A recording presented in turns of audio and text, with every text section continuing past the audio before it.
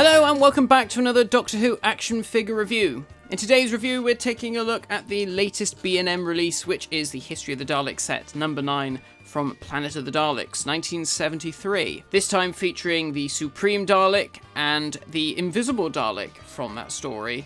So as ever, let's begin by taking a look at the packaging. The Daleks come packaged in the now familiar window box featuring the new series logo, the greyed out TARDIS, the gold foil limited edition sticker, and of course the little red box out saying that this is from Planet of the Daleks. Set number 2. And then on the back of the box we're treated to a synopsis of the story with some behind the scenes information about the props themselves. Before we move on to the figures themselves, let's take a look at the rest of this packaging because there's been a major change from previous years. Gone is the usual window of the window box, replaced by a single blister which is stuck to the inner card. Also gone is the diorama backdrop, which is a real shame because they were great. Like I said, we've got this blister stuck to the card, which of course means that if you're a sort of person who likes to take their figures out of the box and then sneakily replace them again, like I do when I do these reviews, you can't do that because you have to damage the box in order to get the figures out. So, that's a real shame. But if it means you're going to damage that inner packaging to get the figures out, I can understand why they've got rid of those lovely diorama backdrops. It's a real shame. Why have they done this? I can only assume that it's to be more eco-friendly. We've seen already with companies like Hasbro, they're going very green with their packaging. Some of their packaging is completely plastic free, so I guess they're trying to limit the amount of plastic that's being used, so they've eliminated the use of a lot of plastic, which is of course very good. First of all, let's start with the Supreme Dalek. This Dalek variant first came out way back in 2008. In fact, it was one of the very first Dalek figures released in the first Dalek Collector set, along with the Dead Planet Dalek and the Genesis of the Daleks Dalek. Gosh, what incredible, exciting times those were when you just didn't think you'd get classic Daleks, and now look at us. But there has been some significant changes between the original release and this new version. Most notably, the colour gold. The gold here is a lot paler than the gold used on the original release.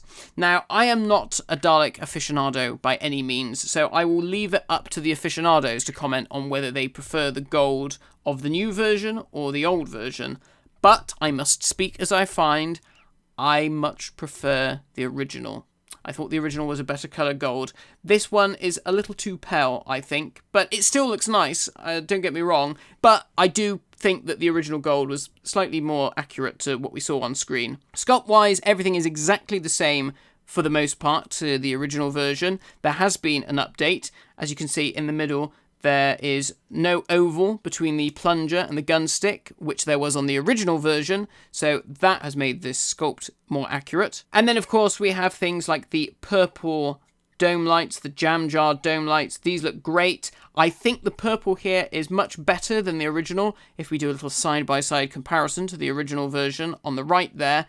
Now, the ones on the right look quite pale, and the more I've looked at this and the more I've looked at old pictures of that set, I am beginning to wonder if perhaps my Dalek dome lights have just faded ever so slightly. But going back to the new Dalek, I think the purple looks a lot better. However, what I will say is, gone are the silver and black details at the base of the jam jar dome lights, which were on the original, which is kind of a shame, but nevertheless, those dome light colours do look great. We then, of course, have the torch Eyestalk, which is always quite funny. Again, this looks different compared to the original release. The paint applications here are different. With the original release, the end of the Eyestalk has this white rim around the outside. This time it's been painted silver, and I've got a sneaking suspicion it might have been more accurate on the original version. But I've had a little look.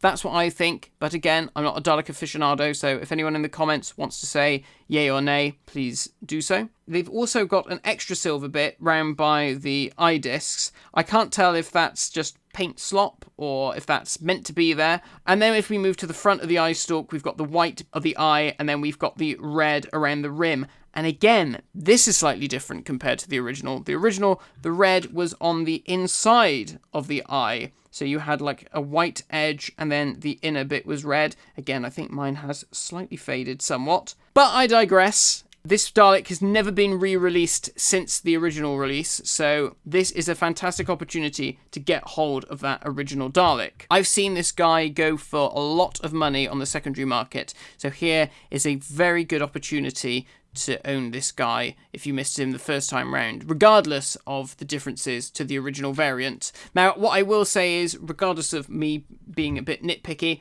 it is a fantastic looking figure. You know, the gold and the black works incredibly well. That glossy black really looks great with that brilliant gold, and the purple of the dome lights really does look very snazzy indeed. And then we have our second Dalek of the set, which is our Invisible Dalek. A Dalek that you don't really see on screen because, well, it's invisible. Now, the black spray-painted version has had a release before. That was released in the Dalek Doctor 2 packs from 2013, the Toys R Us exclusives. That was a really great figure. And it was a great workaround the invisibility thing, because I think there was always a thing said that they weren't ever going to release an Invisible Dalek. Because of the nature of how you produce that figure, you get to see all the inner workings of the toy.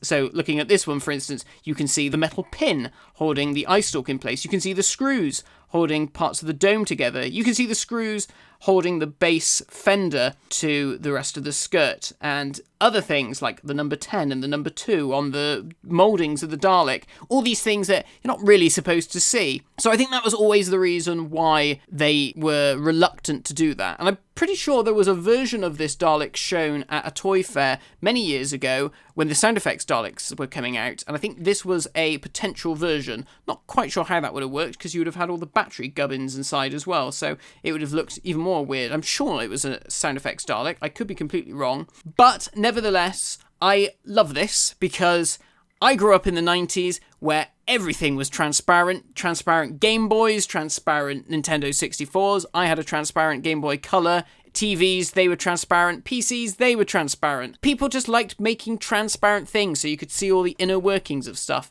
Why? I don't know. It was just cool. So I really love this. Also, I had the Daypole version, which had the little mutant inside, and that was sadly destroyed. So I am very pleased to see a completely transparent Dalek in the line. And I'm sure a lot of people will too. People who grew up with the Dapole figures, or the Daypole figures, however you want to pronounce it, they will be very appreciative of this. What you will notice looking at the actual figure itself, now that I've gone off on that little tangent, you'll notice that some of the plastic is slightly off clear, should I say? The softer mouldings, the rubberier parts, so the ball joints, the eye stalk, the soft mesh around the neck bin, the soft rubber of the solar slats, those are all slightly different shade of clear.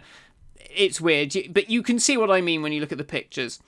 Nevertheless, this is really great. I think it's a really fun variant. Again, do you really see it in the program? No, but you can't sell a set of 2 figures and just include thin air. So our Daleks have all the articulation we come to know and love from the Daleks. They're exactly the same, so let's put the invisible one out the way because this one's easier to see. He's got articulation at the dome, which goes 360 degrees all the way around.